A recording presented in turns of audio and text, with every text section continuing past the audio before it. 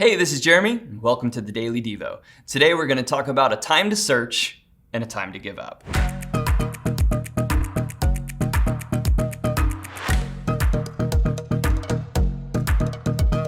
When I was growing up, I would play hide and seek with my brothers. And as we got older, the game got more and more extreme. You couldn't just hide under a table or something. You had to get really creative.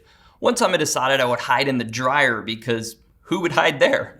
My brothers searched and couldn't find me, and so they eventually gave up the search. The problem was I had no idea they'd given up, so I sat for way too long in a tidy enclosed space. In Ecclesiastes 3 and verse 6, it says there's a time to search and a time to give up.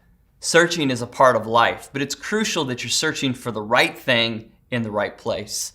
There's this old song that I won't sing because I don't want to ruin your day, but the lyrics say, I was looking for love in all the wrong places, looking for love in all the wrong faces. Maybe you've never heard that song before, but the point still stands. We're all searching for something, but we need to make sure that we're looking for the right thing in the right place. To give you an example, I hear people say to me all the time, they're just trying to find themselves. That's not a bad thing to search for, but if you look in the wrong place, it can be devastating, just create anxiety and confusion. The cool thing is God is our creator, and the creator is the one that defines his creation.